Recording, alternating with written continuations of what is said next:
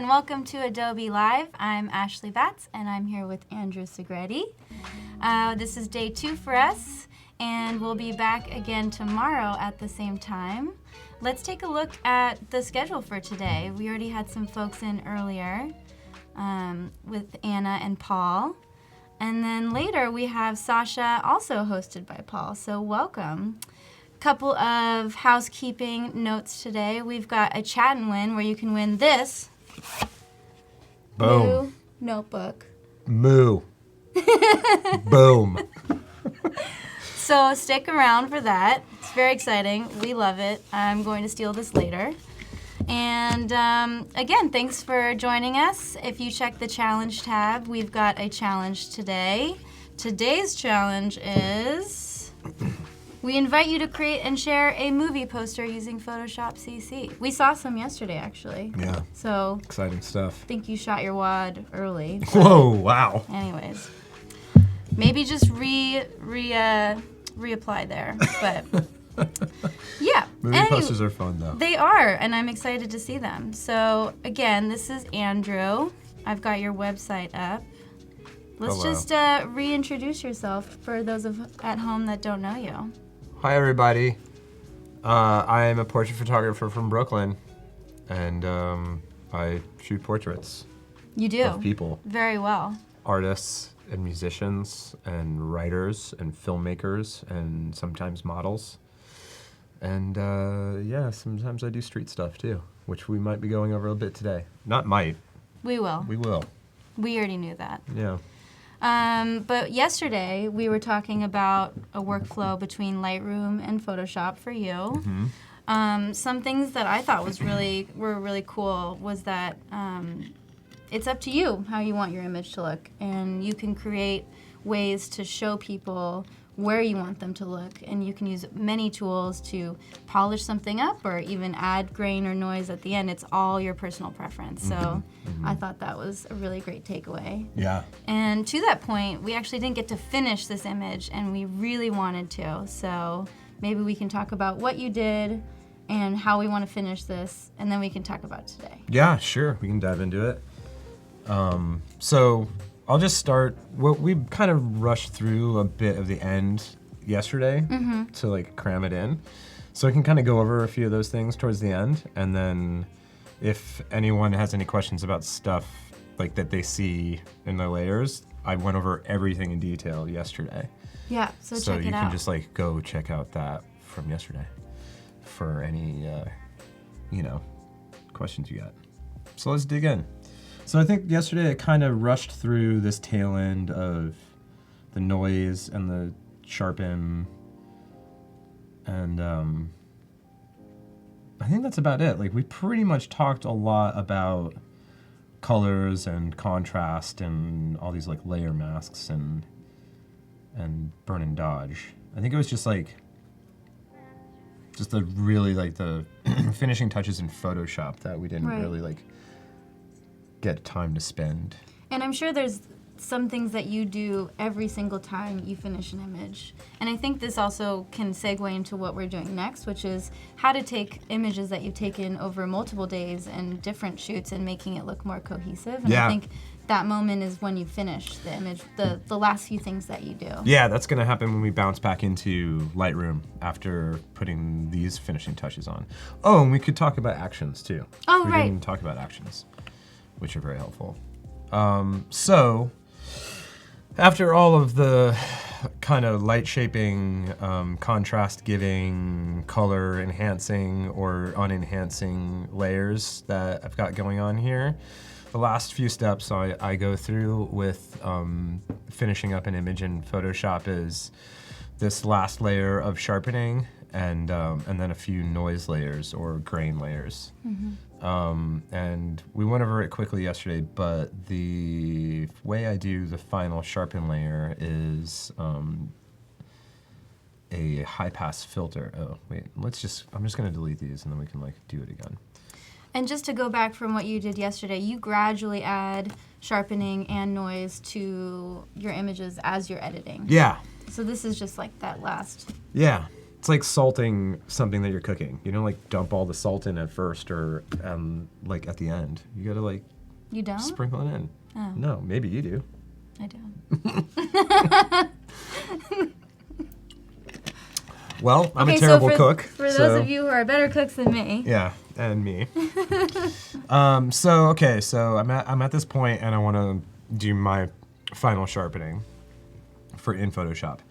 So what I'm going to do is I'm going to make a stamp of all the layers that I have below it, and in order to do that, I use the hotkey Shift Option Command E. Shift Option Command E. Which can be like a really awkward hotkey, but since I use this so much, I've kind of like figured out how to do that very quickly. But you know, you kind of like can find your own way to get your fingers to touch all those keys. Okay, so I'm gonna use a high pass filter, and that's in filters, and then you're gonna go down to other, and you're gonna go to high pass. And like we went over yesterday very quickly, you're gonna wanna adjust this to where you see an outline of the image, because this is gonna be really looking for the edges of pixel, like the difference in pixels. So like the contrast in pixels, it's gonna really bring that out. Can you show what too far looks like? Yeah, let's go too far. Like, so you don't, once you start seeing like color come into it, you're way too far. Yeah. Like you want to bring this down to like, just see like a line, just like a line drawing almost of your image. So you can kind of just like play with this and adjust this. And then you're gonna go okay. And we're gonna blend it with the blending mode to overlay. And blending modes is another really fun thing to explore with all of these layers. Can be infinitely useful for changing colors or merging something into your image. Yeah. And doing stuff like this. So why did you choose the overlay blending mode? Because it makes it look just like the image, with like if we just go normal, like obviously this is like the high pass filter, this is what it does. But I want to merge it with everything below it, so it's just sharpening. And as you can see, as you scroll over all these different options, like they all do different things and they affect the image differently. Right. And they blend with the layers below it differently. Tim says that divide could be fun. Oh, let's see Have you what ever done divide a looks like. divide? I've never done it with divide either. Divide's pretty blown out, but I could see that being something that like could be useful for us in a certain application, like if you bring this way down. Oh, cool. Yeah, which I'm gonna be doing as well. So like I use, for sharpening, I use overlay.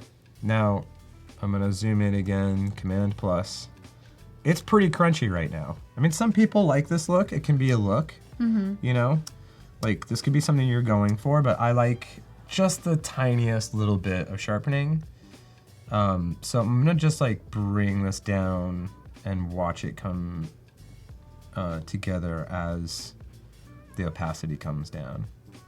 And when you're looking at this, are you looking at the overall effect, or are you looking at just the edges that it's affecting? Yeah, I'm looking at like, I mean, basically I'm just like kind of getting a feel for how my image looks and how it feels to me, because I want a certain feel across all of my images. But yeah, looking at the edges and looking at textures like under the eyes and stuff like that, like the sharpening can really affect, you know, in here and like right around here, and like especially like where there's a lot of contrast. Like you can see there's like a few highlights on like a few hairs here that really brings that out.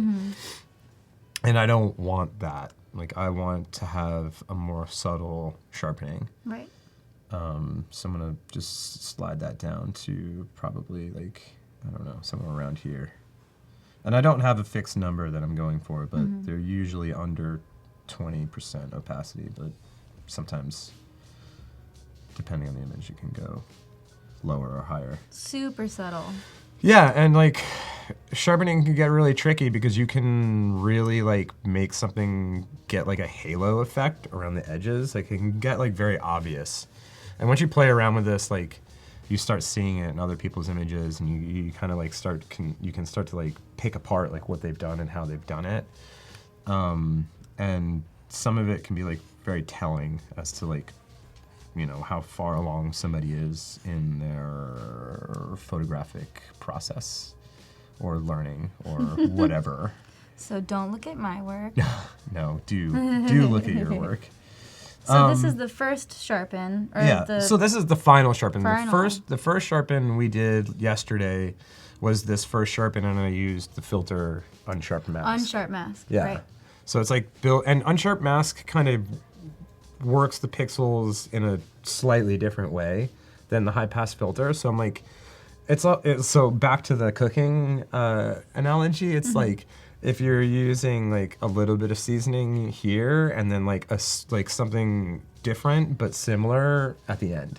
Got it. Like if you use like, you know, pink Himalayan sea salt while you're cooking, but then like, you know, I don't know, What's the other table one? salt on at the end, which sounds gross, but whatever. It's just it's just kind of a different effect. Right. And then we're gonna add some grain to this because I like to have You like your grain. grainy pictures.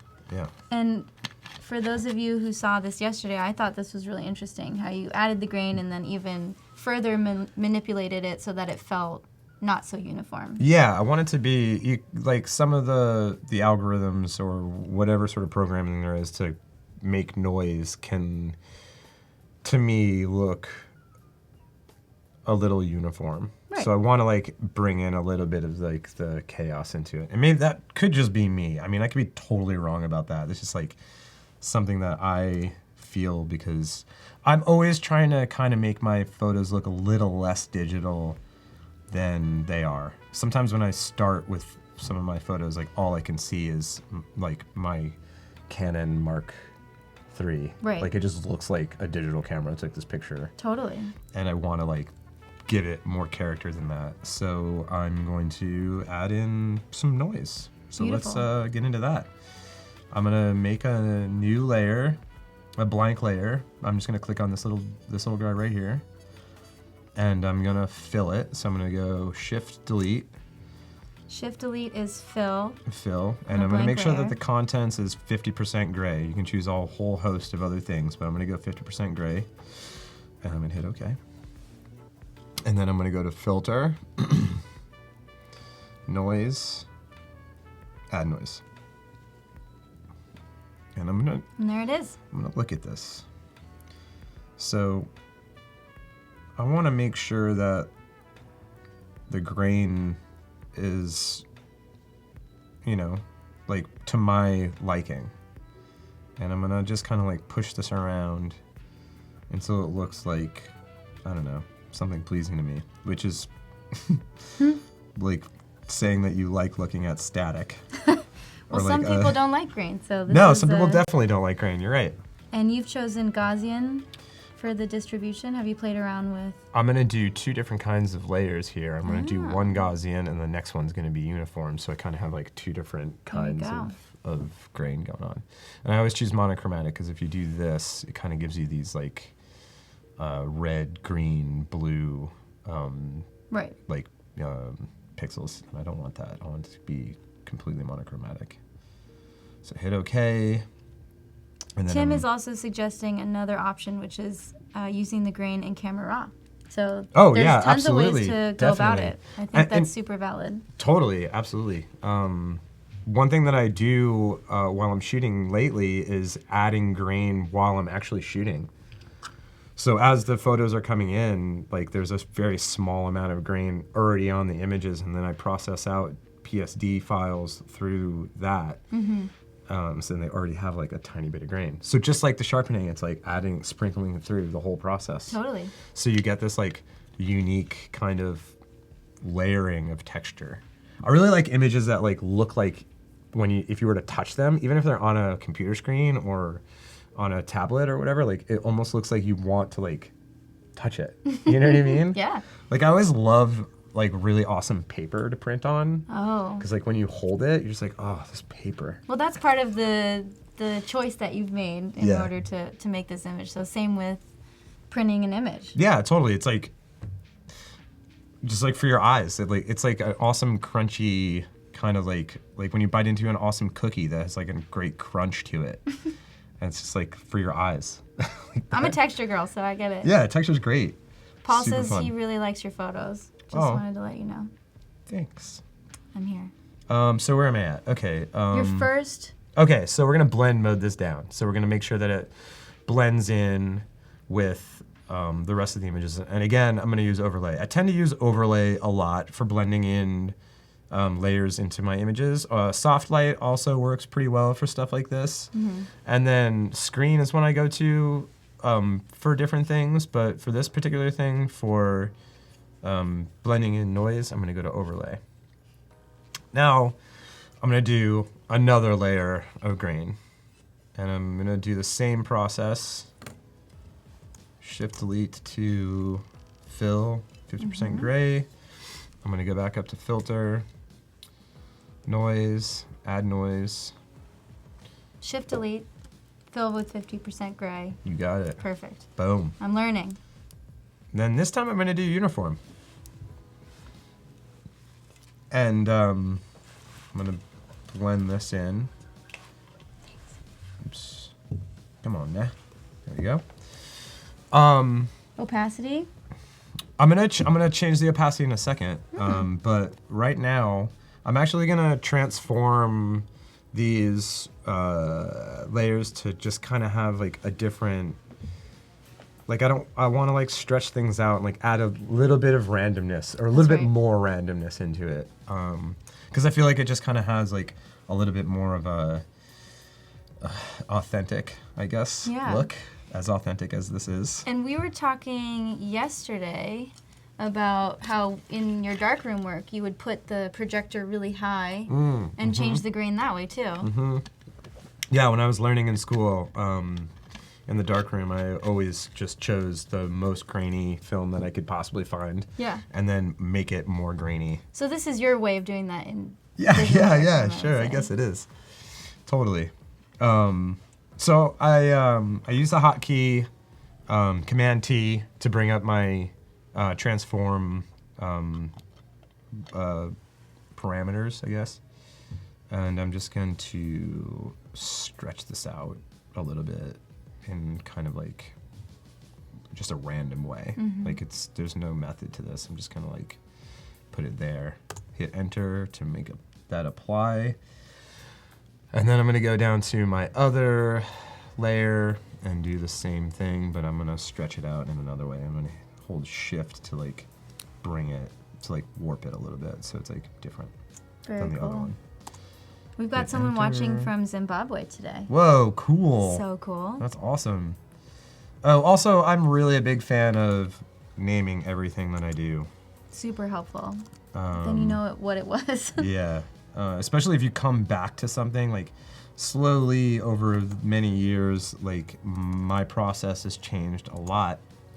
And I'll go back to an old shoot and this is when I really started naming stuff, but I'll open up old PSD files and just be like, what is all of this stuff? And like have to go through each one and like unselect it and like, you know, toggle through like making it visible and making it invisible to just see what I did. So I've really come into a habit of like naming everything so I can open it up and be like, oh, cool. Those are the noise layers. That's the curves adjustment for color. This is like something I did for an eye. And like I get lazy with it sometimes, but I try to be as organized as I can. Right. So let's. And for me on client work, if someone wants something changed, I have all of that ready to go. So if they say, this, I would love to just tweak this a little bit more, you can find that layer, it's named. Boom. Change that part. Super quick. Send it off. Yeah, and it's all about doing things as quickly and efficiently as possible because this can be very time-consuming work sometimes. Okay, so the last step would be bringing down the opacity in this to like really blend in all of this digital grain that I've added. I'm gonna bring it down pretty far too. Like usually these end up below 10% opacity. Nice. So I'm just gonna go in like right there and I'm gonna zoom in so I can see what's happening. And I like to look at areas like this. Like this is a great spot to like see how the grain is affecting your image. And I'm just gonna toggle on and off the visibility of these layers for a second so it can see. And that's Command, comma. Yeah, Command, comma to toggle on and off. And I think that's great. I'm gonna leave it here. I am now finished with this image in Photoshop. So I'm gonna save it. Actually, I'm not gonna save it because I already have this saved. So, but at the end of this, I would save. I also save constantly throughout this whole thing because Super smart. You never know. you never know. You never know, honey. Yeah, you never know. And I've definitely lost hours of work and like wanted to jump out a window because I didn't save and the computer crashed or Photoshop froze and crashed. And It's all possible. Very pissed. Well, I'm excited to see how you take this from Photoshop to Lightroom. Should we jump into Lightroom right now, or should we go over actions and then go back into Lightroom? I would love to talk about actions, but I also want to get into what we're doing today. Yeah. So I want to make sure we, there's like this whole other segment we're doing. And chat and wins in 7 minutes. So. Okay, boom, this is done. I saved it. We're going into Lightroom. So here in Lightroom, the image is saved. What we're looking at right now is the PSD that I just worked on. Here is where I'm looking at my whole shoot. And I want to like make sure that all of these images work together. They all have like the same general exposure and like color temperatures are around the same. Like some of this is natural light, some of it is studio. When you're shooting outside, natural light, color temperatures can vary sometimes subtly and sometimes wildly. Yeah. So I want to make sure it all looks together like a cohesive shoot. So I'm gonna start by kind of like looking, like comparing two images to each other, which you can just hit C to compare and then choose which images you want. I'm gonna start with candidate. So I wanna like make sure that I'm selected here. And then I think if I hit Command and select another image and then hit C, yeah, there we go. All right. So the Command button will allow you to have an image selected and then just like select any one of these other images. Whereas if I were to hit Shift to select it, it would select everything in between those two as well. So I'm looking at these two images and like they're fairly close.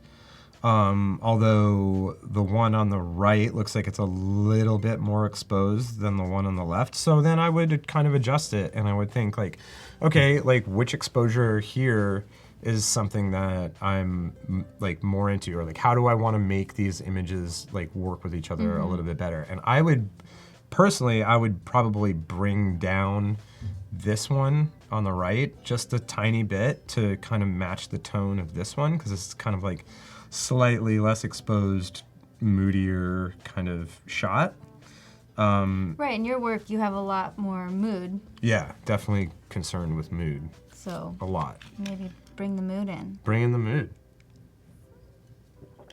Hashtag mood. So I'm gonna go, sorry.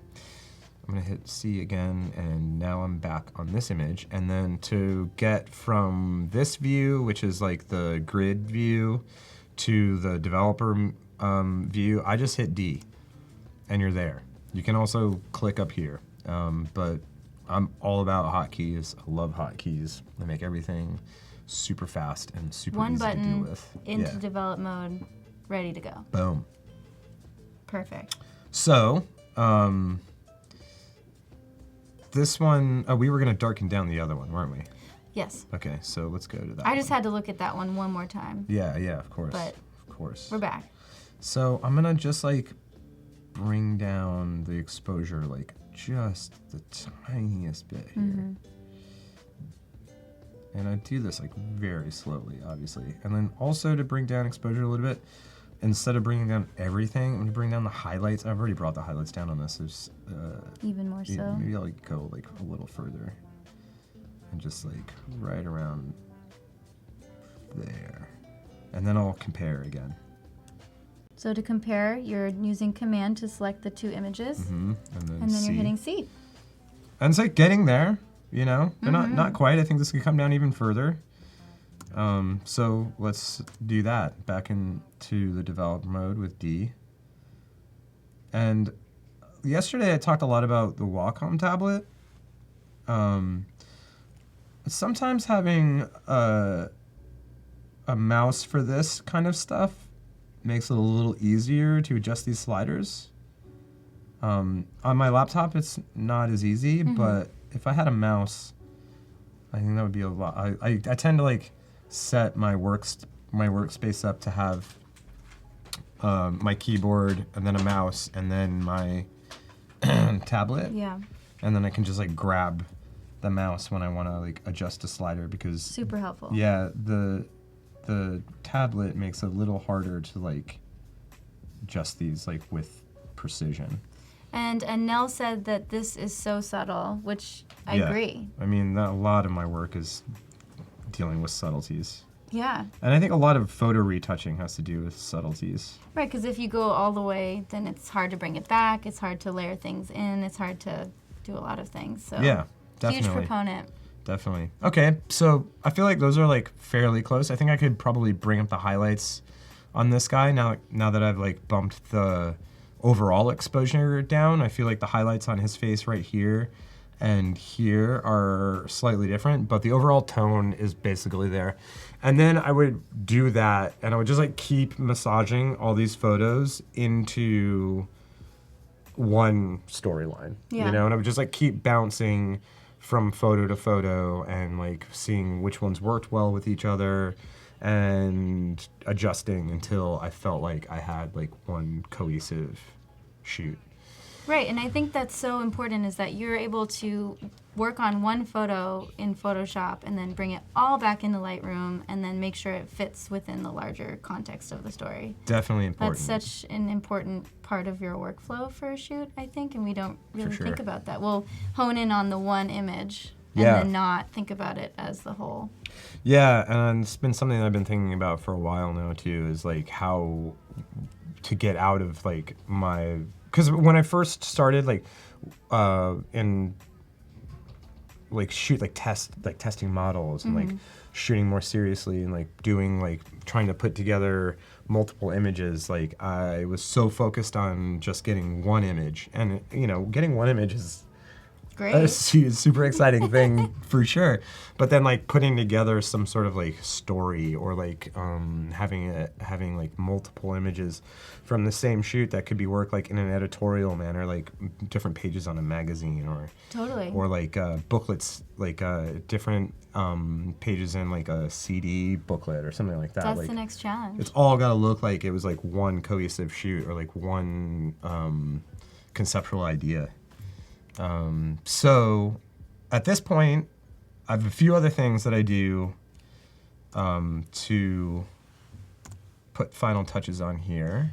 But we're going to pause because there's 4 seconds until chat and win. Yeah. So get excited. It's time to chat and win.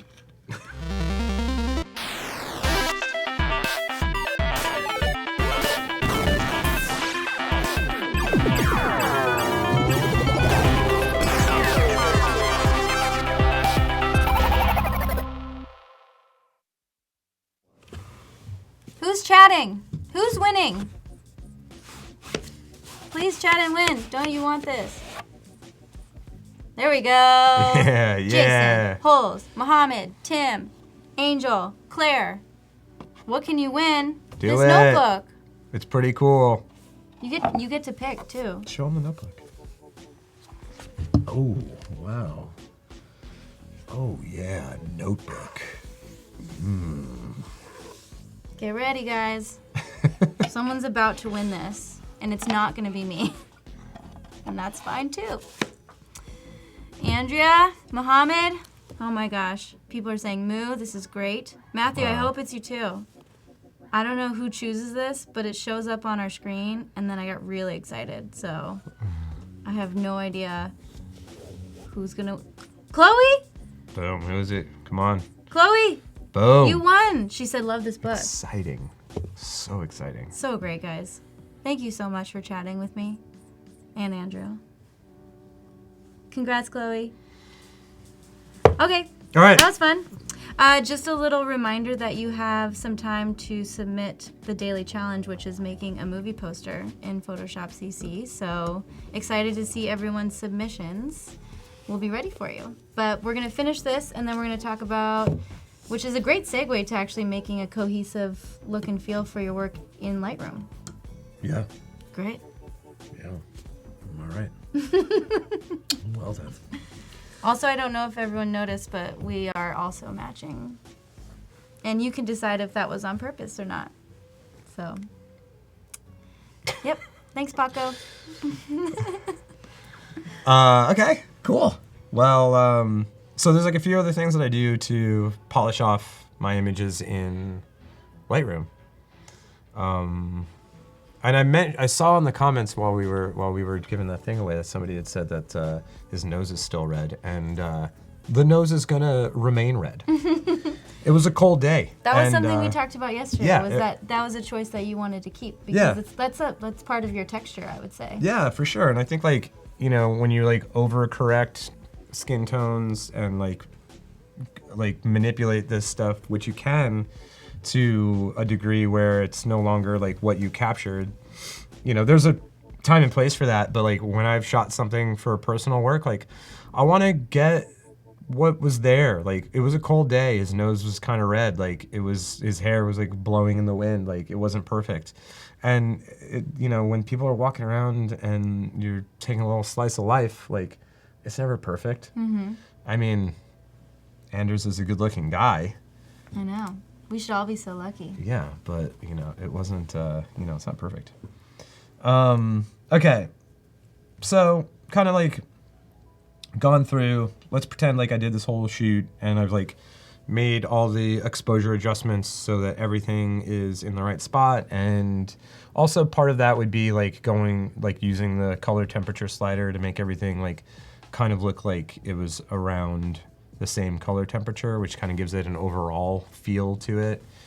I would bump clarity up just a hair, and I'm gonna actually zoom in to as far as I can with this, just to see how it's affecting my edges, because I don't want, this is like another sharp bit of sharpening, and it's this, I'm gonna really only do like the tiniest amount. And then I'm gonna go to tone curve, and I'm gonna like pull this oops, I want that to be flat. I want this one to be like right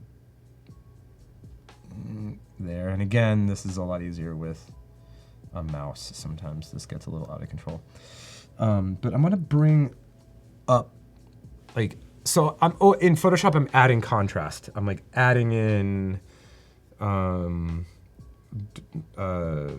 pulling the blacks down. I usually try to like wrangle in highlights, but I'm pulling blacks down and making things richer and like adding in contrast. But in my overall image, I kind of want to bump that back up a little bit. So I want to like less contrast to like finish off the image. So I feel like it just has a look that I really like. Right, and that goes back to yesterday. We talked about your love of working in film and having the blacks not be so black sometimes, bringing things up. You added a black and white filter yesterday. I thought that was really cool. Yeah. So it's cool that you have that as an aesthetic choice when you finish your images. Yeah, and again, it's just like my preferences. It comes from, my history with photography. And it's just something that I like. So I do it. If it feels good, do it. So I'm just gonna like watch this. Like this is gonna be like the subtlest thing.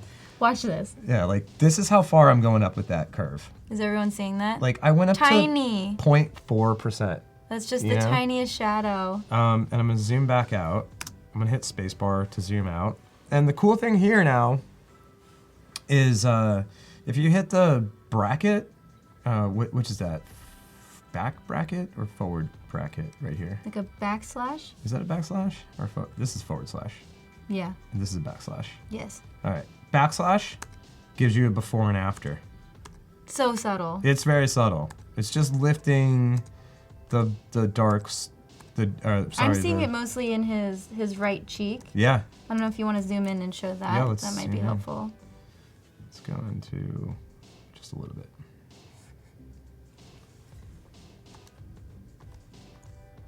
Yeah. So that's after. Super subtle. Yeah, but you can see that it like lifts the contrast just a little bit and kind of gives it like a little bit more of a filmic look.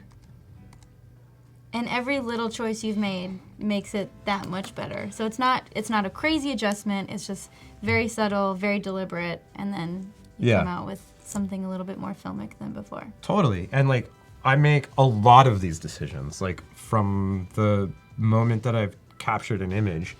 All of these little tweaks are so subtle because they all add up. Mm-hmm. And like, it just kind of like, it's been a long journey to realize that I needed things to move slowly while retouching, and like looking back at like work from like years ago, and I reopen it, and it's like, everything's just like, so heavy-handed. Yeah. And it's just like, oh, like what? Like I thought it was so cool, right? To like do like, I don't know, like crank up the contrast and like. Right. We all go through that. Yeah, totally. And sometimes that is cool, but I do it sometimes. Yeah, totally. I think it's even cooler to get that in camera first, so that you're not pushing and pulling pixels too much in the camera. You're just supporting it. Yeah. Nice. And then I don't play around with this stuff too much in Lightroom, but you can like play around with, like, if you do want to pull some color in and out, like you can play with these sliders here. But what I do go for is more noise. Oof. Yeah. Didn't think you were gonna say that. Yeah, more grain. He says more grain. Hashtag more grain. Yeah. That's today's. Give me grain. Today's lesson.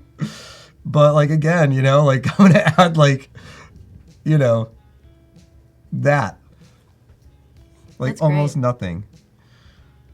And some photographers that I know, they've made their own. Yeah. So again, that's another aesthetic choice. They've made their very own grain that they only use, and that informs the final image that they've created. So very cool too. Totally. I mean, you can even download grain. Like you can get like film stock grain. You can get all sorts of different grains online. But I feel like the way that I do it gives each image, like I get to adjust. I like having control over all of this stuff. Because I'll play with this one. Like I'll look at this and I'll play with the amount and the size. That's great. Because you can just kind of like dial this in, Like you can feel out which image, like how much it needs for each one. And I'll play with the roughness a little bit. And this isn't, like this part is just all about like how I feel about the image right then and there. So after that, I make black and white versions of every image. No way. Just to see how it looks. That's interesting. Because sometimes images don't work in black and white, and sometimes they're even better in black and white. Wow. So to do that. Does everyone do that? I would love to know. I don't do that, so that's really interesting. Yeah, how's everyone feeling? How's this hitting? Is there any questions? Do we have? Are we talking about stuff that people even want to hear about? Well, I think it's interesting because you've done this whole shoot, both indoor, outdoor. Then you've made all of a secondary black and white, and then maybe from there you can choose how the black and white feeds into the edit. Yeah. So that's kind of cool. So I'm just gonna remove this photo because this is the black and white version, and I'm gonna show how I do. Nice. This. And then after this, we've got about 50 minutes before we have to look at the challenge. Cool. So maybe we can segue into the next. Yeah, ideas. Definitely. All right, so I'm gonna make a virtual copy of this, and I love virtual copies because you can compare different ideas that you have. Like, let's say that like I wanted to see what this image would look like cooler but I want to still have this image to compare it to. So I'm gonna right click on the image. I'm gonna go to virtual copy. It's gonna make a virtual copy. And then I can play with this virtual copy. Like what if it does look better if it's like, if I cool it off?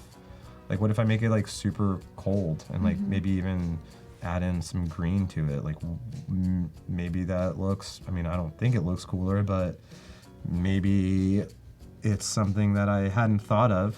Oops, compare. Like now I can see like, oh, I do like it a little warmer, but maybe like I would find something else in here that I wanted to play with, and then I could apply it to all the other images. What was his name? Anders. Anders. Well, tell me if your team left Anders or team right. I'm yeah, curious. here we go. Yeah, that could be interesting. Yeah, a little rivalry going. But mostly, so I'm gonna get out of there. But mostly you're making a virtual copy potentially making it black and white. I'm always gonna do this. Okay. So that's always gonna happen for me. So I'm gonna go back to the developer and I'm gonna back up through this because I wanna make sure that it's still, I'm gonna have to back up a little bit. Adobe Live says team left. So we do like the warmer one. Yeah, cool. Thanks, Adobe Live. So let's get these back. I'm gonna double click on the sliders to bring the adjustments back to 0. So now that these two images, I'm gonna toggle back and forth, are exactly the same. Got some chat. Oh, what do we got? Someone said team right. Oh wait, he swapped it. Someone said split the difference. The left looks a little too warm.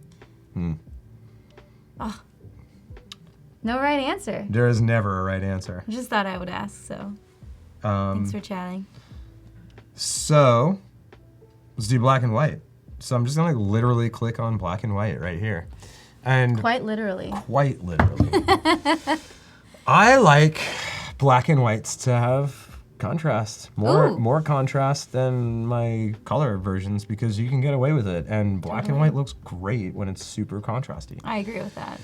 So I'm gonna push the contrast up, like a fair amount, like probably to there. Wow. And again, it's just like, I'm gonna watch the image as I move the slider. Like, I'm really not concerned with what number it's at. I'm watching my image.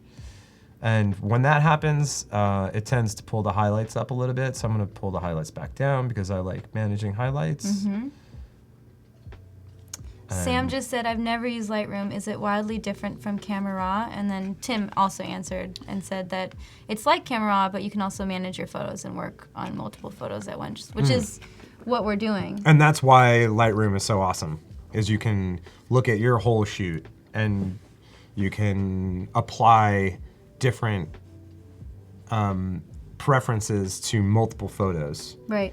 And you can try different things and you can make virtual copies and you can, I think the biggest thing is that you can just like look at your whole shoot as a whole shoot, and that is like so valuable. Yeah, and for me in my workflow, I actually bring everything into Lightroom first, do a batch edit, and then I cull from there. Yeah, sure. So I just want to see what it could look like, and then I make and then you start retouching. And then I'll actually just go back to the raw image in Photoshop. But I just wanted to, I want to see, we're visual people. Yeah. So I just want to see what it could look like together, and see, and it's great for that. I think it's really helpful. Hey, you got to play, you know? Yeah. So you made it black and white. You literally clicked black and white. I literally clicked black and white. That is how it is done. And Tim said if you're working with Lightroom CC, you can even edit your images on the go, which has been really helpful for me on my phone. Yeah. Super great. I went on a snowshoeing trip with my family, and I took a bunch of photos with Lightroom because you can shoot raw with the Lightroom app. And then I edited them while we were having hot chocolate, and then I sent them to everybody while we were right there. And I had put like a whole story together of everybody snowshoeing around, and it was all in Lightroom CC, and it's all in a cloud somewhere, and it was so easy to do and so fun. Such a good family member. So you guys should also go snowshoeing with me and shoot in Lightroom and then edit. It's you get very sweaty when you're. I've never been snowshoeing. Yes, very sweaty endeavor. Hashtag sweaty endeavor. Brilliant. I just want to be John Oliver. He has so many good hashtags. Anyways, we can talk about this later. But I love it. So yeah, I like for black and white imagery, I love contrast. I push the contrast. I pull down the highlights a little bit to like kind of manage that a little bit because I just like managed highlights. I mean, that's just a personal preference. And like that's probably all I'll do. I might pull down the whites just a little bit just to kind of manage the highlights a little bit more as well because usually the whites will be highlights. And that is about it. Like I'm gonna do that. Like I will create a virtual copy for everyone. And then what I'll do is, I just want to select just the one image. Okay, so I've got the virtual copy selected, and then I'll go here. This is like where Lightroom gets really cool. I'm gonna copy all of these preferences that I just made, and you get to choose which ones you want to apply to other images. And this makes everything so fast and so easy to do. I love it. I would most likely, I'd be choosing all of these things and I would leave out a crop because also in virtual copies, I will play around with crops infinitely. nice. I'll just see where an image looks best, like how it Totally. fills the frame best. But sometimes you want all your images to crop uniformly, in which case you can keep that selected. So you check any one that you want to apply to multiple images, hit copy, and then when you go to your next virtual copy, like this one's already black and white, but if it weren't black and white, if it was a fresh virtual copy, all you would do is hit paste. And you can also do this, like if all of these were color, you could make them, like let's make a whole section just like all black and white. You can just sync. And Also it's gonna easy. sync all of these to black and white. And look, oh wait, no, it sunk them to the original image, which was color. Oh. So I selected the wrong one, but since I had this one selected and I hit sync, it made them all color. So Which is one of my favorite things on Lightroom, where you pick a multiple and it syncs to that first one Yeah. that you chose. So Yeah. super great, super helpful. I will say I make mistakes like that all the time. That's Command Z, man. That's Command Z right You there, can baby. Command Z that. Command Z it, baby. All right. All right, how do you feel? Can we maybe talk about You want to get what into the we're next actually thing? doing today? I feel like this is so important. Okay, we're doing it, but We could get into. I mean, the next portion I'm going to go over my street photos has a lot to do with this sort of stuff too. I just want to get to exporting. oh, right. Because You that's all have to export, important. so Yeah. Tell me some exporting tips. Yeah. So I'll work on this stuff like forever. Like it's just like, you know, I'll work on it, I'll put it away, I'll come back to it. I like to let photo shoots marinate in my brain. So when you do a photo shoot, you don't look at the photos immediately after? I mean, it depends if I have to or not. Oh, if you didn't have to, If I don't have to, I want to forget about the shoot. and then come back to it with fresh eyes. Yeah. Nice. Yeah. What do you guys do? I'd love to know. Okay. I used to be I used to be so excited and I needed to see them, but I'm the same way now. I need to like put it away, Yeah. have the moment that it happened, and then when I edit it, it's like fresh eyes. Yeah. Less bias. You know? Yeah. I mean, it's shoot to shoot, you know? It's like sometimes you're really excited about what you shot and you just want to like dig in. Totally. And other times you're like, I mean, I've had so many shoots where it's like, well, that sucked. I didn't get anything good. Like, I was just like bummed about it, and then I won't look at it, and then like a week later I'll look at it and be like, oh, you know, it wasn't that bad. That's nice. Or I thought it was awesome, and I look at it again, and I was like, well, that sucked. No, It happens. just be nice to yourself. That's what I like to say. Sure. All right, we're gonna export these. This is Yeah. an editorial. You loved everything. We did a little batch edit. We took these into Photoshop. We brought them into Lightroom. We made it more cohesive. Yeah, they're How ready do you- to go. How do you export? So I just highlighted everything that I want to export, and I just did, considering I'm going to send all of these to a client or a photo editor or a friend or this person or whoever you're sending it to, even if it's just for yourself to archive or put onto Instagram. I'm going to hit Shift. I'm going to select the whole shoot, and then I'm going to go to File, Export. And in here is where you get to do some fun things and set up your own user presets, which is always super helpful because I'm always basically exporting the same thing Right. over and over and over again. It's the action of the export. It is the action of the export. I feel like we're just coining terms Yeah. left and right today. That's a tutorial right there. Action of the export. Say that 6 times fast. Not gonna try. So you have a user preset that you're currently choosing. Yeah. That you've created in the past. I use, so like, I'm gonna export for a few different reasons. I'm gonna export for myself to be able to post onto Instagram. And I'm gonna export for JPEGs that can look really good on like Facebook or like be posted onto Behance or whatever. Right. Wherever you're gonna put them online, you want to know that whoever you send them to is gonna be able to post them right away and they'll upload quickly and they're not too big and it's just gonna look good when it's Totally. emailed or messaged or like blown wherever it goes on the internet. Perfect. Also, Also, hi, Megan. Oh, hello, Megan. She said hi to both of us. Cool. So you've made the decision that these are going to be a certain size, ready to go, easy to post, Yeah. perfect for sharing. Yeah. So for Instagram, the size that of like the square is 1080 by 1080. So I'm going to set this up.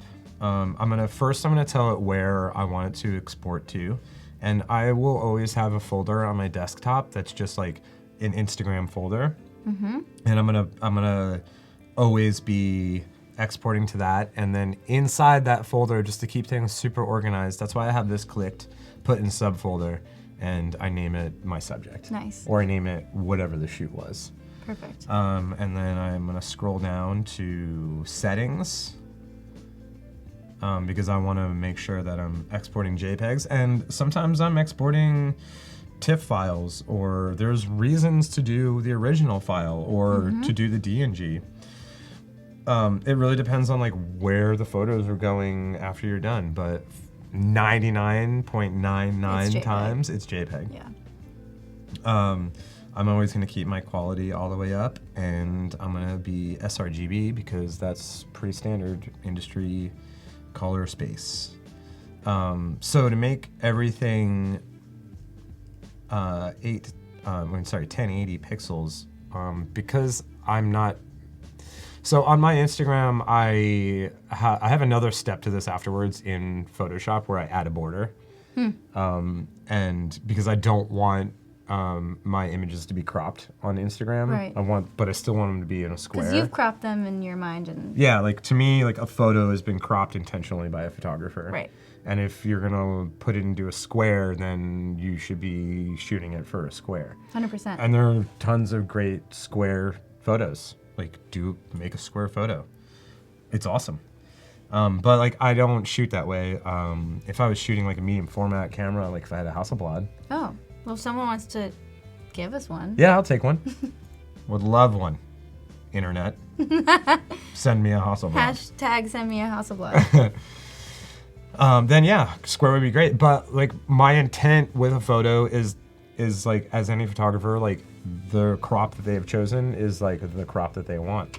Absolutely. So when I put something on my personal Instagram or on my website, like that's the crop that I want it to be. So I know that Instagram is 1080 pixels by 1080 pixels. So I'm gonna make sure that I have this resize to fit, long edge, don't enlarge, 1080 pixels, 300 DPI or PPI.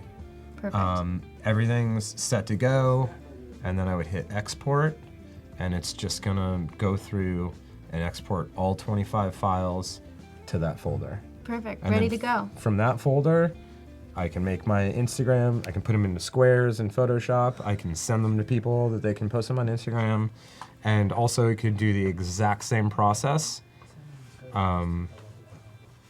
by just changing this guy to 2048, which is a great size for Facebook and for the rest of the internet as well. Totally. So it's good to have that as a preset because you know those are some specific sizes that you'll have to export to. Exactly. Perfect. And it's super easy to turn this into a user preset. All you do is hit add and then name it and then create. And you can have tons of these. And I honestly, like on this computer isn't the computer I use. I use my desktop at home. Right, so I'm sure you have multiple. Yeah, I've got a ton of different presets. Like I've got a preset that exports the original folder or original files into another Lightroom folder. Oh, wow. Which I use for my street photography. Oh, I see. Which we'll talk about next. Well, great. So we've got 30 minutes until we review the challenges for today. Cool. Do you think that's enough time to talk about Yeah, street? does this all make sense? Oh, like, yeah. Did we cover this? I think so. Is there anything that I'm missing? Well, I feel like no one really talks about the export, so it's kind of good to be able to talk about that kind of stuff. And I've done a lot of Googling about how to export. There's a lot of information on the internet about stuff like this too. So yeah, totally. I mean, any holes in this, like you can easily look up. Yeah, it's great. Cool. Great job. People of the internet, we are moving on. Get ready. So what else are we doing today? We're looking at a body of work that you've not shot in one sitting, and we're working on how to make it look a little bit more cohesive. Yeah. Is that correct? Yes. So I always have a camera on me, and I'm super interested in street photography. And it's something that I've been like slowly taking more seriously. And it's a process that I'm still putting together, like how to manage all of my street photography files, how I want to like look at them, how I want them to look, like how do they work with each other. So as I'm like walking around the city, I'm always taking pictures, and then I just like put them in a folder in my archive, and I move through my year. And at the end of this year, rather at the beginning of this year, I reviewed 2018, and I went through every single Lightroom catalog that I made. Because every time I come home, I'll dump the files into a folder, I'll make a Lightroom catalog for them, I'll rename all the images to the date, and I'll just kind of forget about it. Unless there was something in there that I was like, oh, this is a cool shot. Right. And then I kind of review it and like to see what I've worked on, or like what I'm letting that aesthetic reveal itself to me. Totally. Like I'm not choosing like I want to shoot like, I don't know,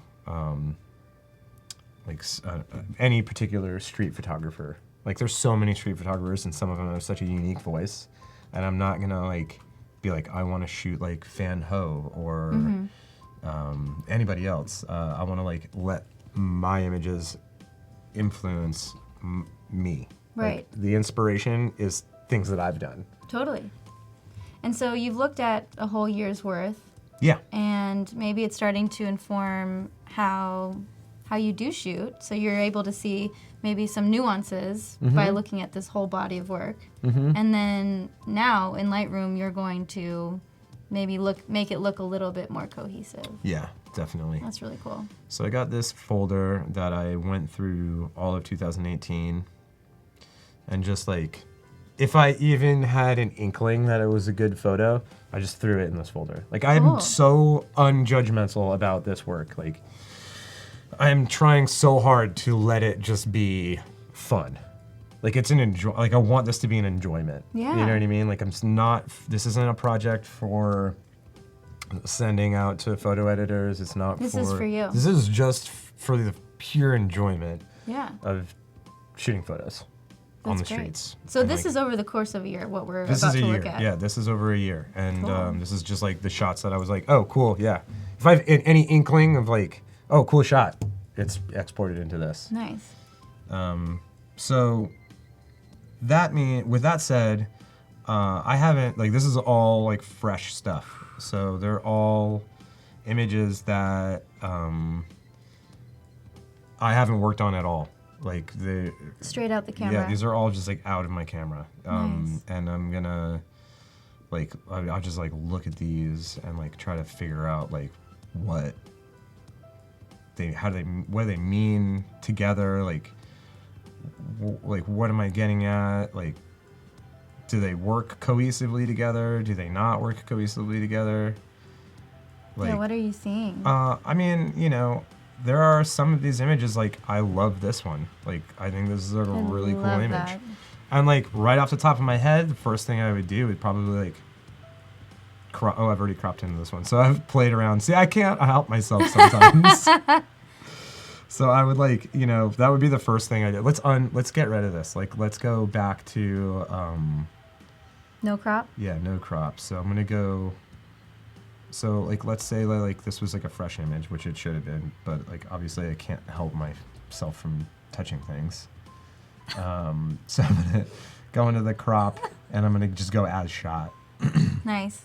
And that means the angle, too, because I've changed this. Can you tell me a little bit about this moment, if you remember it? I was just walking home, and, like, had my camera out, and I just saw this guy walking across the street, and it was, like, a foggy, cold night, and I just like literally just like didn't even look through the viewfinder. Yes. Like didn't have time because he would have been long gone. And I just like snapped it and kept walking, one frame. That's cool. And it's just like most of the time that produces nothing. Sure.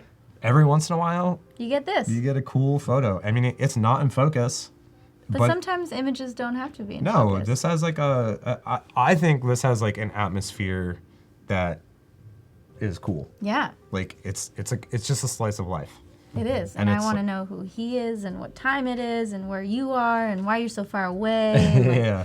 So many questions. And that's the best, I think that's the best thing about a photograph is when you can ask questions. Yeah. Yeah. I think that's like, you hit a nail on the head right there. It's like, it's all about like sparking curiosity, sparking the imagination. That's always been what has attracted to me to any sort of creative art form. Mm-hmm. It's like, oh man, like all of a sudden like the gears are turning in my head. Like if that's not happening, I probably don't care about it. Right. At all, you know? But this was great. I like it. Thanks. All right, so cropping. Like, I'm going to get into this. Like, I feel like I want to have all these images from 2018 to be cropped to a certain aspect ratio. And for some reason, I really love 5:7. I think that aspect ratio reminds me of like looking through photo books when I was a kid. Yeah.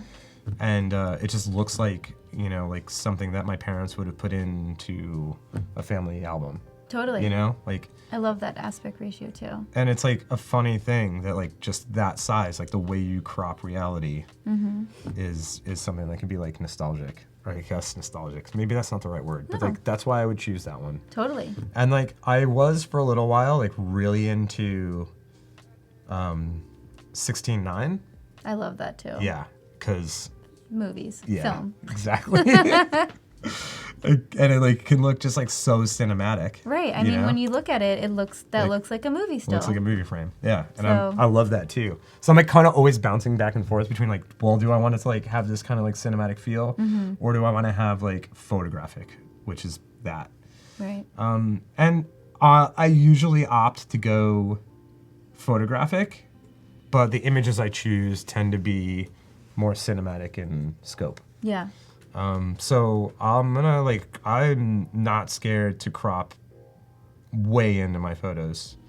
I mean, I don't have the best camera in the world to be walking around with and to crop on this, but I just like don't even care. I just want it to look the way I want it to look. But some people have said that the best camera you have is the one on you, so. It's true. I think that's true. Tim said maybe you would even add some haze using the dehaze slider. You could do that. Yeah. And there's going to be a fair amount that I will do to this photo too. That's cool. So let me back up just for my own mental clarity. You've looked at these images, and do you have a game plan in mind as a cohesive work, or you're going to go and edit individually and then see how they might play together later? I have kind of because I've done this for a few years now, and each year I add layer to my process. Okay. So I really am still figuring out like what I want to get out of these. Cool. So I don't really have a lot of answers yet. Like actually I have more questions about my own work than I have answers for this right now. It's still something that's like coming together, but it's like something that I'm really interested in and something that I'm like very passionate about. That's cool. Because it's so much fun. Yeah, It's I mean just so that much fun. just looks like you're out and about, and I love that. So Yeah. bring your camera everywhere. Yeah, have a camera on you. Even if it's just your phone. Like some of my friends take awesome iPhone photos and I'm very jealous of them sometimes. Me too. I can't do it. So you're straightening it a little bit more than you originally had shot it, but that's also an aesthetic choice if you want to crop it and maybe tilt it even more. Maybe that feels more on the fly. There's so many things that you can create, I think, with the crop to lead your eye, create movement, or straighten things out. So Totally. And I love playing around with this. Like I will play around with this endlessly. So I'm just like finding somewhere where I think it looks like really well balanced as a photo. And the cool thing about Lightroom is like even as you're adjusting your crop in this main screen, you have this little thumbnail of what the crop will look like. And I love that. Sometimes I'll find that a crop looks really good right here on this main screen, but like for some reason the thumbnail doesn't look right, and it makes me like kind of re-question like my composition. So I'll keep tweaking this until I feel like, I mean that's kind of cool. You can do this endlessly though, like it really just does not end. One really cool thing that I like about Lightroom is if you hit, I think it's O, you can toggle between these different like grid overlays. wow. Yeah, and I really love like dialing things in, like just like That's epic. yeah. And there's one that's like the Fibonacci like spiral. So if you're in the crop dialog, if you press O, Yeah, you can just toggle between all these things. oh my gosh. Super fun. And I've actually used this one a fair amount. Where it's Really? like, yeah, just like I don't know, like especially in portraits.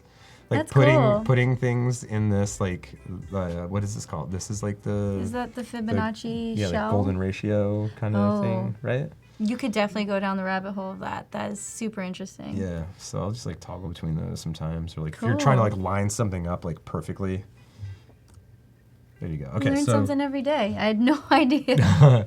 cropping in here. I like the crop. I obviously like when I first opened this up, I had adjusted the angle so that it was like flat. But I kind of like that. Like you had mentioned, like the angle to it, like kind of gives it like the spontaneity that it has. Right. You know, it's like it's not perfectly level. Like it wasn't like Doesn't a have to preconceived be. thing. Yeah, Yeah. So crop's cool. I like it. love it. Hit enter. There's my photo.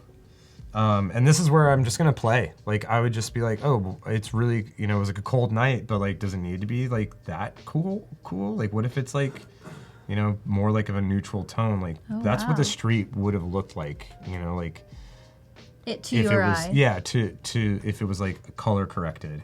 But this vibe, like this really cooled out vibe, just like gives it so much more story. I love it. And then like, Beck says hello and that it looks like a sci-fi movie. yeah, cool. Right? That's awesome. We could make this into a movie poster and then submit it for the challenge and then maybe win. Yeah. Murder mystery, sci-fi. Yeah. I don't know. Zombies maybe too. So I play around with this, like tint and color, like really gives images like a time of day or like a mood. Yeah. And like I definitely love sculpting this a lot. Tim says his unpopular opinion is that adding the golden ratio to your composition will not magically make it look good. No, it definitely No. won't. Yeah. But it's definitely fun to try. I think that's I don't know if that's an unpopular opinion. I don't think so. I would agree with him 100%. Yeah. Yeah, like just because that's on there and then like some things line up with it doesn't make it a masterpiece. No. But I would say it's definitely fun to try and plug it in and see what happens. Maybe it changes the way you look at your image. So. Yeah. Oh, definitely. I mean, any Never way hurts. to see your image in a new way Yeah. is like super duper important. So did you cool it down or warm it up? I think it was actually, let's see. It's a good question because I didn't really pay attention where I started with it. Well, I loved how cool it was. So Yeah. I think So it's let's cool to find out, show me. we can just double tap on on the slider. Oh, that brought it to 0. Where? I would have to back up. See. To be honest, where did we start with this? There. No. Huh? Oh my gosh. This was still playing. Where have I been? I was just talking. That's where it was. All right. So I think you made it a little bit warmer, actually. Yeah, I think I did. I actually kind of like it like this. You start playing with these things and your eyes adjust to your image. Yeah. And then you just like get used to it. So from here, I would just like go through. Like I don't like. It would depend on each image. Like I don't feel like this image needs any more exposure. Like I really like how dark it is and like how moody it is, but it could use like a tiny bit of contrast, just like make things pop a little bit. So like add, and like you can see like it's, you know, like you very quickly can over contrast this. Right. So if you just like bumping the slider just the tiniest bit, you're in a good spot. And the cool thing about Lightroom too is that you can do a ton of local adjustments as well if you needed to. Yeah, so if totally. you don't want to bring an image into Photoshop, especially for something that's a passion project and maybe it's just more about the feeling of it, you can just do those little local adjustments and not have to take it to the nth degree too. Yeah, that's true.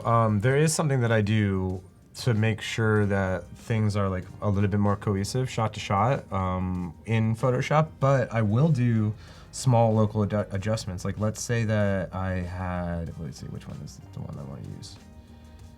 I wanted to affect just this area right here. And I think I need to, I don't really use this all that much, but I do sometimes. Yeah. Let's see. I think it's just really helpful on the go too. Why is it not doing what I want it to do?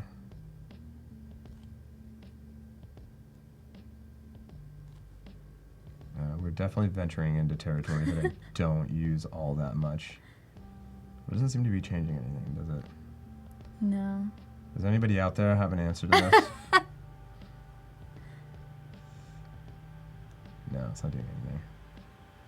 Well, all is that to say that you totally can do some Yeah, things you can. for definitely can. especially street photography. I think when you don't need to overtouch something, retouch things out, like more, it's just more of the feeling and things like that. So This doesn't work. I don't know. This got me thinking now. It's like maybe I you do want, use this yeah, sometimes. totally. Like I don't use this all the time because I usually just bounce things into Photoshop where I like have a little bit more. I'm more comfortable. Right. So anyway, I guess let's move on. And then I can talk about that more. But from there, I will, depending shot to shot, you know, go through highlights. Like some images, like adjusting highlights doesn't do much. This one, like since it's all about the highlights, like I mean, actually, kind of might even bump them up a little bit. Totally. Just to kind of like bring your eyes into that. Right in the middle. Yeah, I was like, your eye's gonna go to the brightest part of the picture always. So why not have it be like this? Be like extra. It gives it a little bit more of that,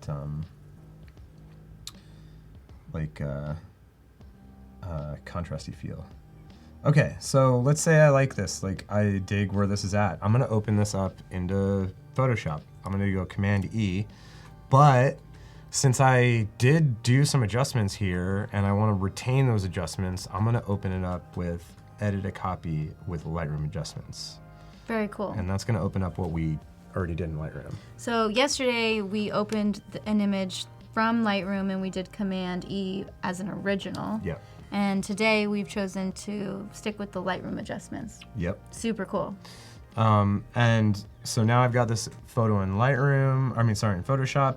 And I have a photo from last year that I did like color adjustments on, and like I just have things that I want to apply to this image so that there's like a cohesive kind of like at least color palette or like tone. Super cool. You know what I mean? So you already thought about that one image that you took, and then you're gonna bring it into this? Yeah, so Cool. I have it with me. I would save out like in this working folder for 2018, I have this past shots images, and I'm gonna open, let's see, which one do I want to use? I want to use this one. So I'm gonna open this one, And, oh no, it's not the right one. Let me open the other one. It doesn't have the layers on it. But will it be that image? No. Oh. That is a cool one though. Okay, so this is an image from last year that I worked up. And, oh, here's a cool thing. So I want to be able, I use this all the time. I go to Window, I go to Arrange, and then I go to 2 up vertically. And this way you can see like both your images at the same time.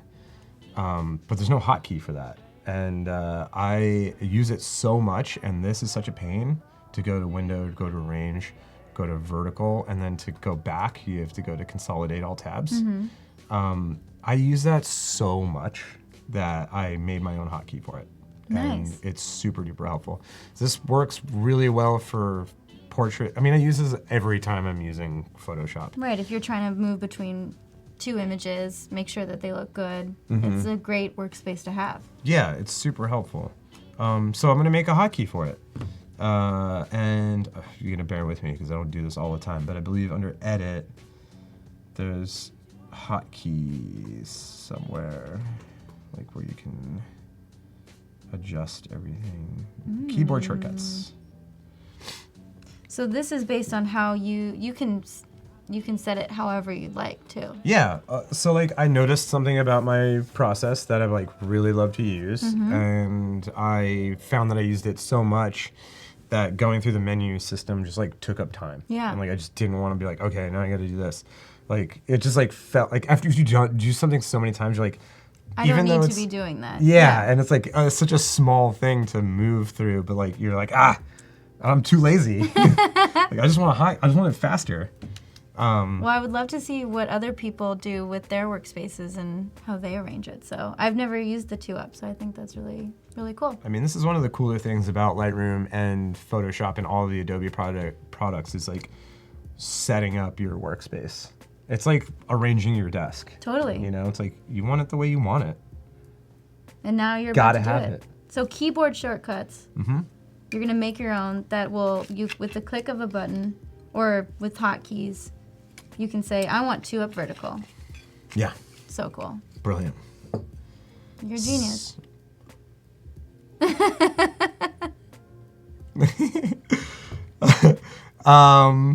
Okay, so keyboard shortcut and menus. What do I want to adjust? I want to go to menus, right? Or I mean, sorry, Windows. So I'm going to go down to Windows. Great. And I'm going to look for the thing that I'm always touching. 2 up vertical. 2 up vertical. I see that. Boom. And it's blank right now. That means there's not a keyboard shortcut for it. So I'm going to make one.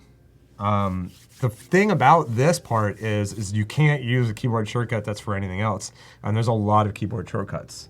So it sometimes, and there's a lot of keyboard shortcuts that is like I don't know. You know, Totally. I'm only using the ones that I use all the time or that I know. So it has to be kind of specific. Yeah, you have to figure it out, and it'll tell you if you can't use it or not. I happen to know because on the desktop I can use Shift-Command-1 to make 2 up vertical happen, so it'll split the screen. Perfect. I'm just gonna hit Enter for that, and then to consolidate tabs, that's also not selected, but I can't do like in my mind like if Shift-Command-1 is consolidate, then Shift-Command-2 would be great to consolidate. So it'd just be like, you know, shifting your one finger. But Shift-Command-2 is already something. Oh, it's something in the channels. So you can't use that.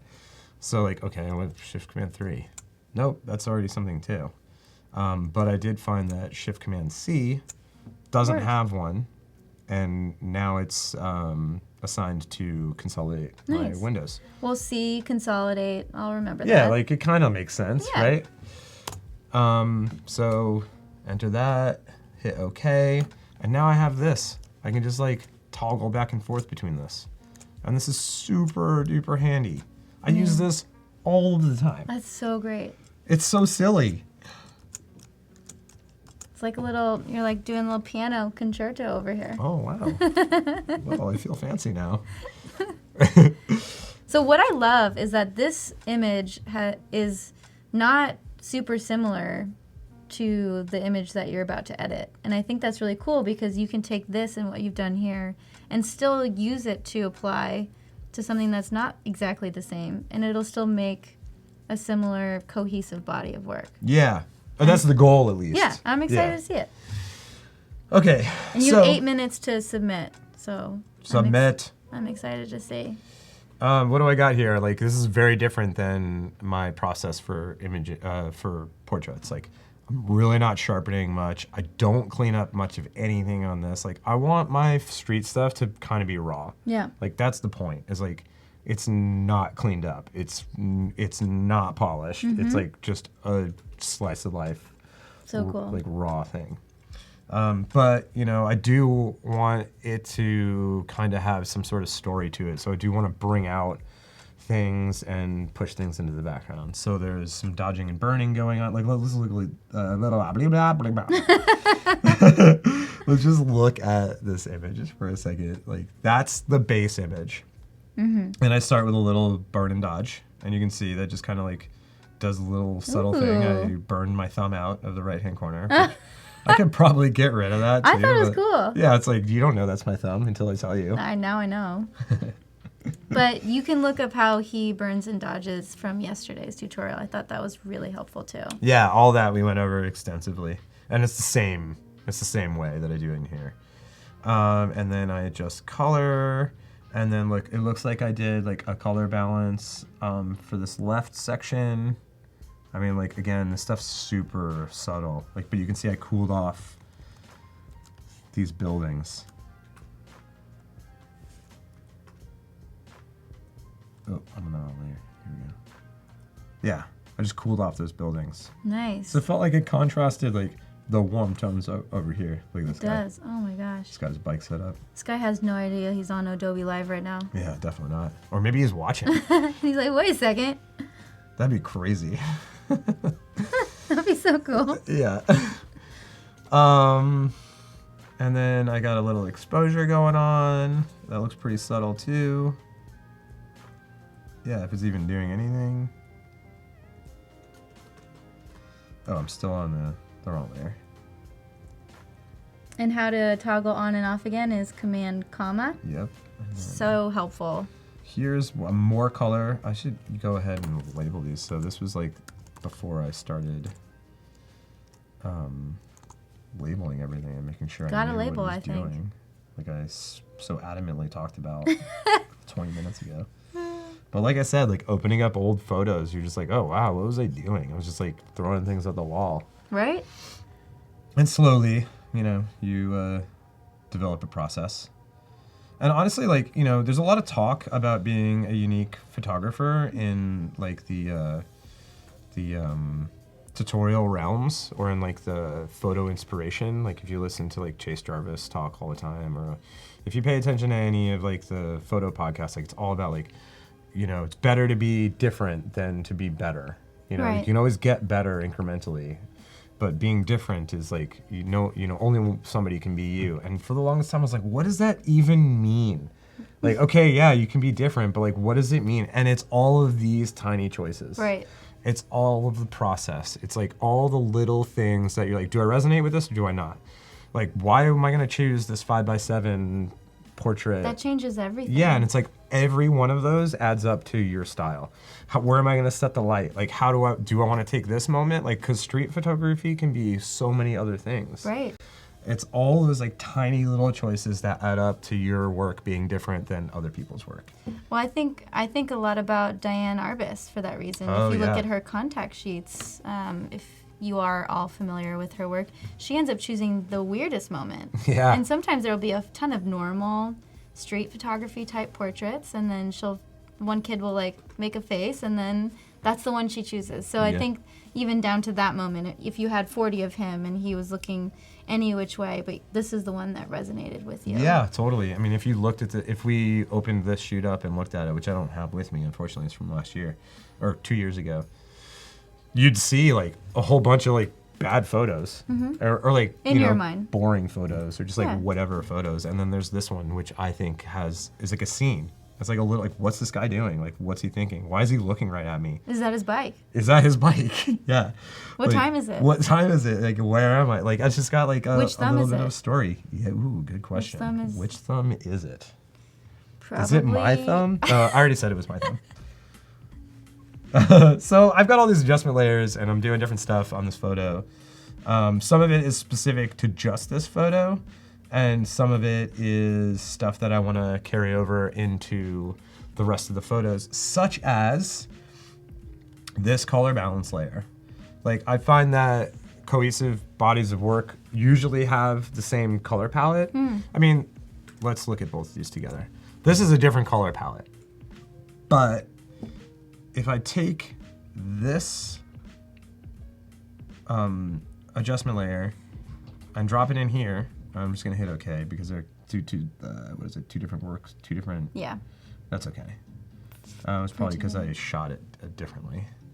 Now I've got that adjustment layer on just this one. And I'm gonna zoom out. I'm just gonna Command minus. Command minus these to two zoom images. Yeah, you can see I was cropping differently too. There's two different crop ratios from last year, and it's like, again, preference. Always evolving. And like in 10 years, if I were to put out a book, I'd probably look through all of this and choose, like, do I want to keep my initial intention and like keep these two different aspect ratios, or do I want to like make it so cohesive and like make sure that every photo has been cropped to the same aspect ratio? I mean, those are choices, like something to think about, like in 10 years. If books are even a thing in 10 years. Will we read books? Yeah, will we read books or even look at them?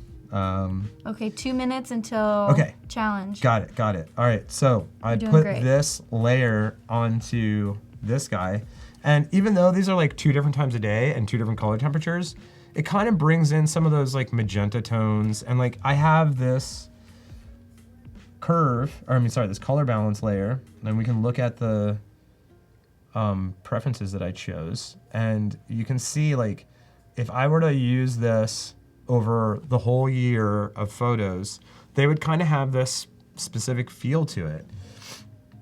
And I'm gonna bring over the color curves layer adjustment too, because that's something that I want to keep throughout the whole thing. And like, it kind of just like brings in certain tones into each photo.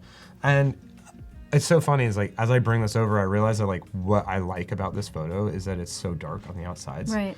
So, and that color adjustment layer kind of like brought things up in a different way. So I can even just tweak. Let's see, it looks like it brought up blue shadows. So I'm just gonna bring that down just a hair.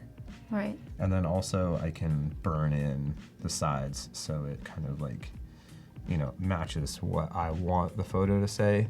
And this is something that, you know, will take more time to develop. Like, the color palettes are now like I said, they're different, but they have more similarities than they did before I did this. And it would take some massaging. Yeah. Let's look at the original of that right-hand one just to see.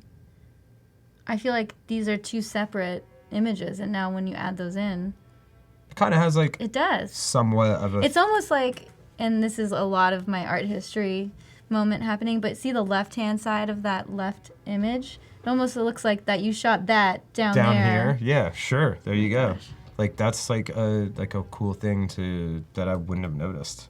I think it's cool. That could like pair these two images could pair well together. Absolutely. But you know, it's funny. It's like I threw this on here, and I kind of don't like how it affected, you know, these layers here. And I think this might be. Wait, how much time do we have left before we have to? 0. Oh, okay. It's time. The time has come. Isn't that an Alice in Wonderland thing? Maybe. It's 0. Oh yeah. Hey. Guys, you've done a great job today. Ooh, I see some as well. Cool movie posters. Oh yes, the challenge was make a movie poster in Photoshop CC. Yeah. And we're here to talk about them. Yeah. Feel free to chime in, tell us more about what you did, how you did it. We had an awesome winner yesterday. I can show you yesterday's stuff. But, yeah, so movie posters. I love movies. You love movies. Ooh, I do love movies. So feel free to tell us what you've been watching recently as well. I just saw Vice. Ah, I want to see it. So good. Yeah. So let's dig in. Hello, Ryan. Thanks for sharing. So I'm seeing the movie is called The Way Out, and it's this lovely woman. She's probably looking at the way out. It's like looking that way. Let's see if I can. Oh, there's more to it on the bottom. That's like the production company, Oh, maybe. I see.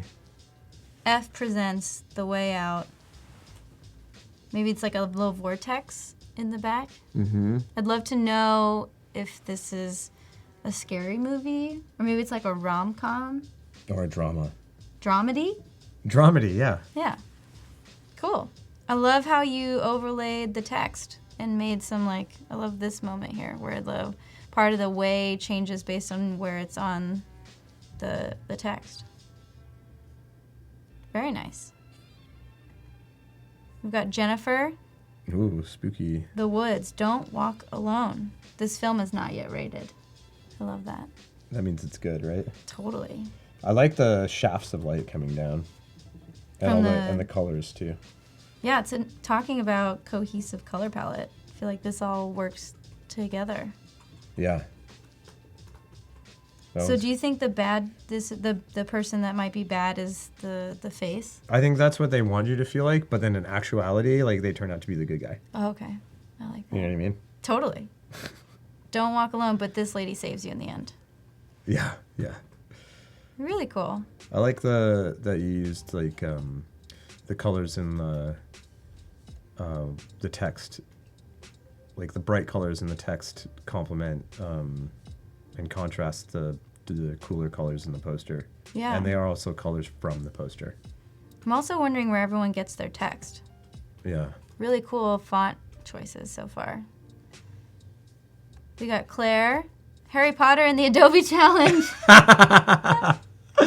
Photoshop has come to Hogwarts. That's great. I mean, what is the owl carrying? Is that a diploma? What's going on there?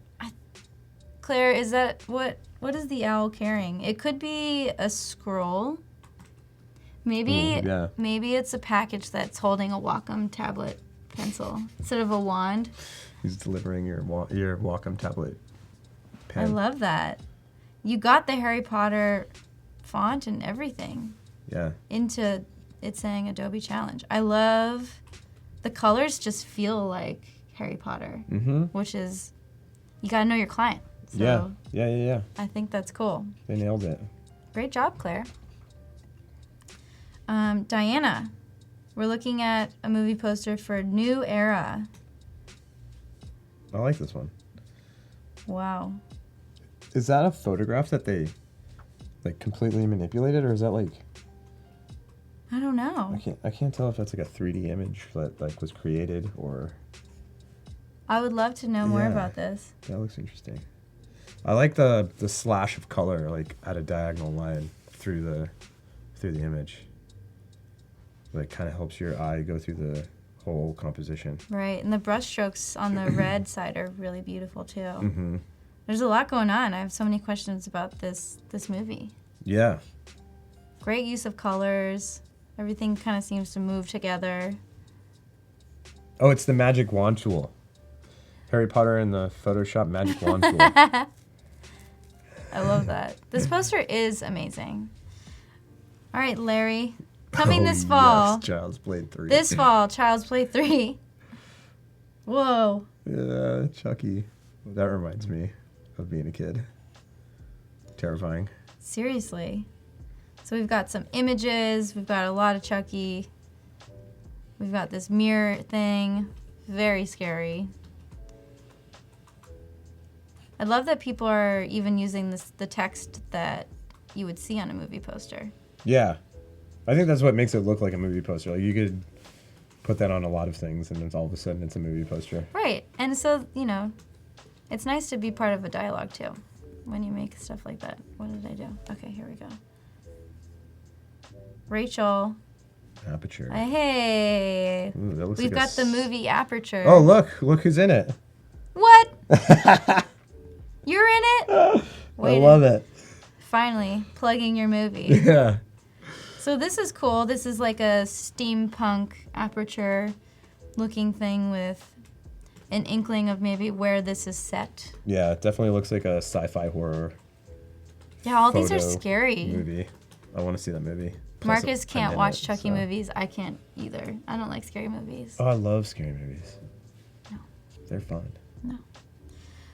Thanks, Rachel. I'm a little upset because I'm not in it, but other than that, great work. I'm just kidding. Murder Mystery in Room 83. Whoa. What do you think's happening in Room 82? Same thing? Whole lot of nothing, I guess. So I'm seeing like a don't go in here kind of room. We've got a skull. It's all blurry and hazy. This looks like a psychedelic horror film. Yeah. This looks like something that would actually be, I would want to see. You would want to see this? Yeah. What do you think happens? Is there something that looks like a skull? Like, it's all blurred out, so it just looks like crazy. I'm just going to refresh real fast. Okay, Yeah, we've what got a else we couple more. Scroll down a little bit. What? Or is it the new, like, are they posted from newest to oldest? Yes. Right. This is the newer. Aw. Aww. Hold My Hand. That looks sweet. A film by Adobe Live based on the true story. It's in South by Southwest. Oh, this is like a real movie poster? Oh, No. no. Sorry, I thought, never mind. That's. Thanks, Lex. It's Yeah. so cute. This one is this is one that looks like a use of photo more than anything else. Everything else has been Like, heavily manipulated. yeah. So it's nice to see trying with this too. I wonder if they put these birds in. Great question, Lex. Did you add the birds? Let us know. And Inquiring minds want to know. it looks like maybe these lovely people may have been added in later too. Oh, yeah, you're right. But it looks good. It looks great. I would love to know how you did that. And then I think we've got this last one. The bridge. The bridge. Hey, it's New York. Hey, I know that bridge. I like the compositing on this one because it's like those are a bunch of different places in New York. Yeah. Lex said 27 layers later Yeah. for this one. Yeah. For that one. Yeah. Damn, Lex. Yeah. Cyan asked, does anyone know the name of the font on the Chucky poster? I have no idea. No. And yes, it's 3 layers of birds. Oh, boom. This is beautiful. It's like blustery, it's hazy. I'm seeing some sort of HDR type look and feel where the shadows are pushed up a little bit. Yeah, definitely. You know what I really like about this is that there's been like a treatment to it after the compositing was done that kind of like brings it all together. Like it's kind of like it does like some of the contrast, like working on contrast and then eliminating contrast, and it kind of like makes it all feel like it almost could be one photograph. Does that make any sense? Yeah, absolutely. Like there's been more thought about this image after the compositing has already been done. Right. I'm just now looking at an overview of all of these and seeing a lot of like darkness. It's kind of Yeah, interesting. it's a lot of scary movies. A lot of scary movies. Yeah. But do you all feel that movie posters tend to be darker rather than lighter? They might. Some of them are, yeah, a lot of them are. Yeah. Interesting. I've always really been a fan of the Marvel movie posters, Mm-hmm. because there's like a million people, and, like things are like blasting out from every So angle. cool. I mean, so many things are happening. Yes, like you just look at that stuff forever. Okay, no, we're not allowed to pick, but if you did have a favorite, I like the bridge one. you like the bridge. And Hold My Hand was well done, and obviously Aperture one was cool, and the Harry Potter one was pretty rad. Honestly, there was something about all of these that was fun. I know. I love that all of these things came from your brain. Yeah. So thank you for sharing. Tomorrow we're doing a portfolio review.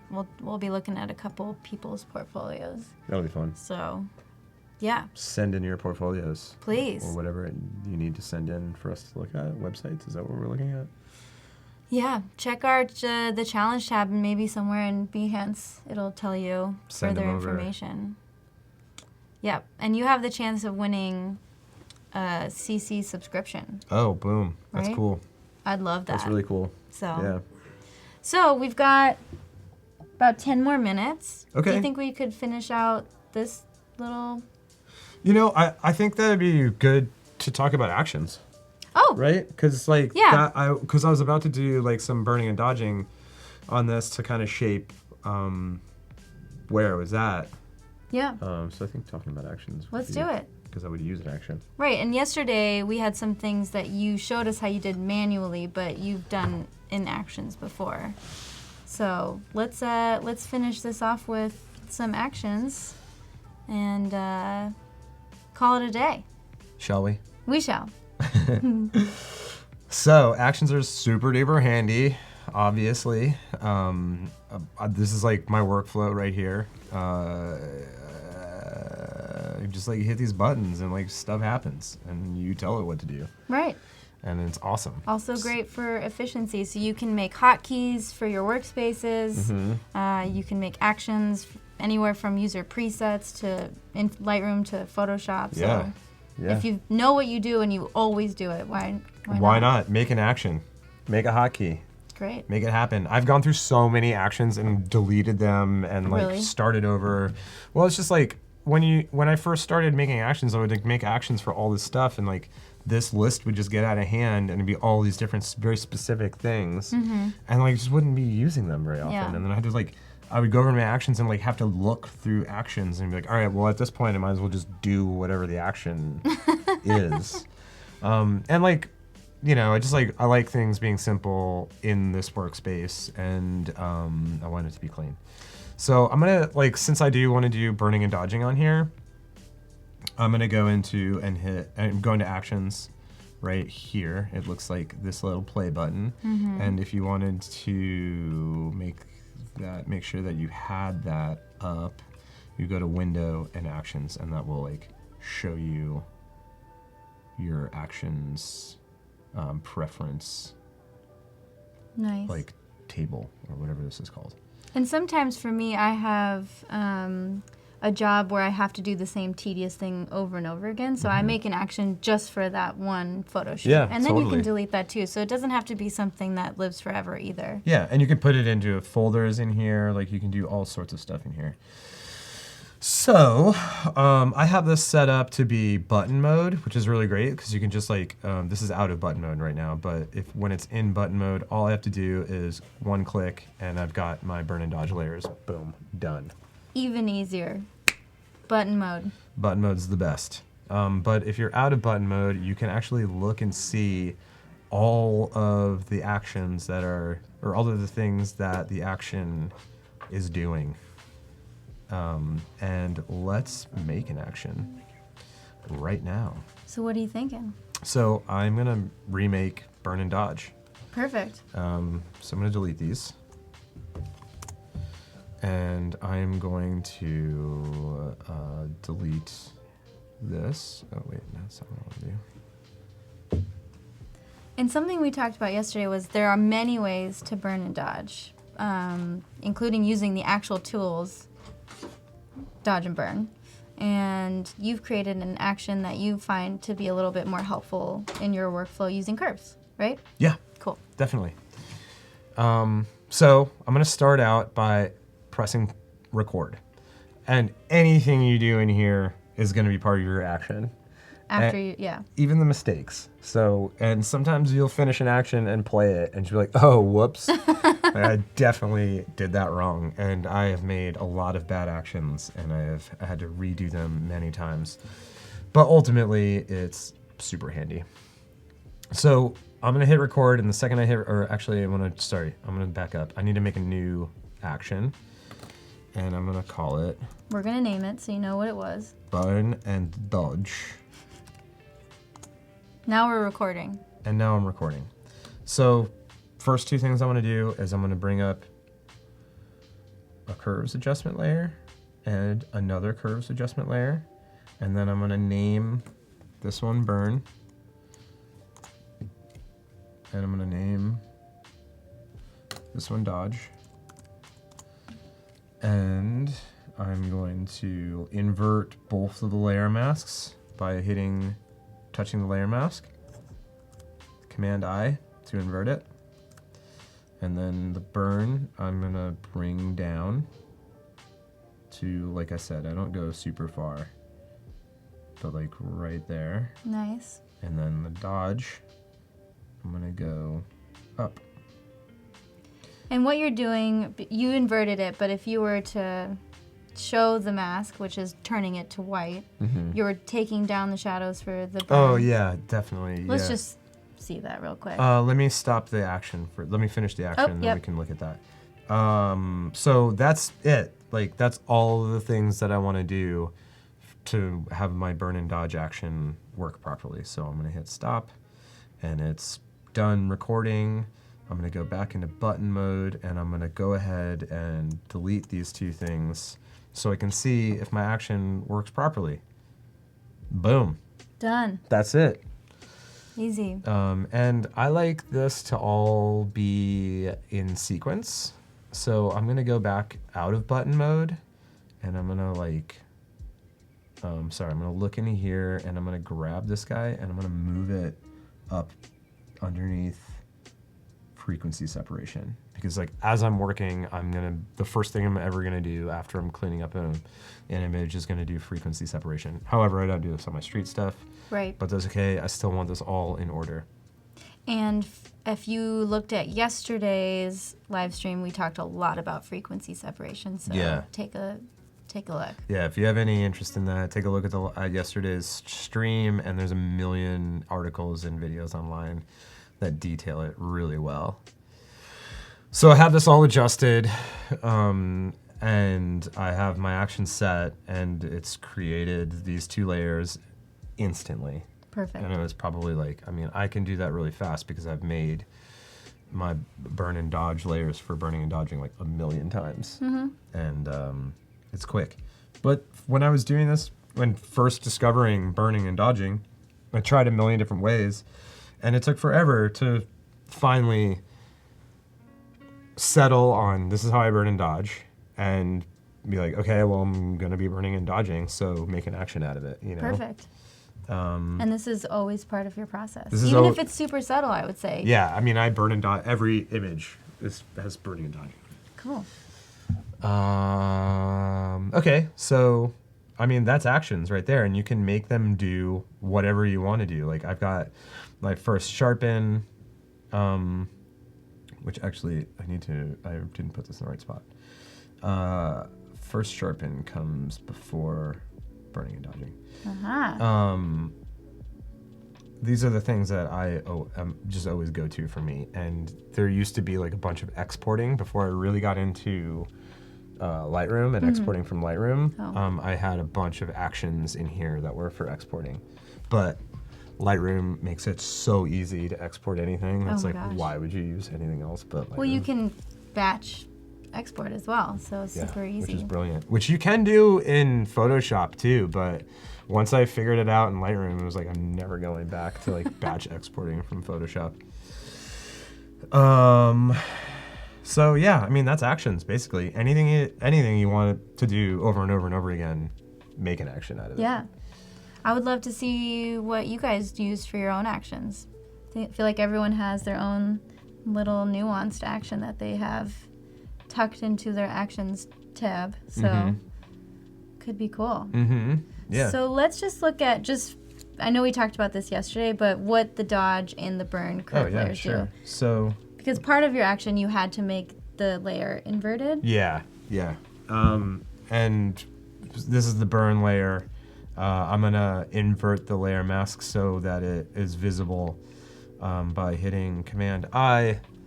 And that's going to show you what that adjustment layer is doing. And it's just darkening things down a lot.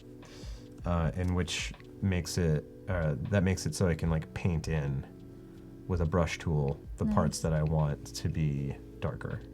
Marcus says he uses one for watermarks. That's super helpful. Oh yeah. If you're putting watermarks on your photos, then an action is handy. Really cool. So yeah, so I would continue on with this. I'd burn down the edges around here that I don't like got brought up by the curves layer that I got from my previous image. And also, just because I'm particular, I'm gonna put my burn and dodge below all of my color adjustments. Nice.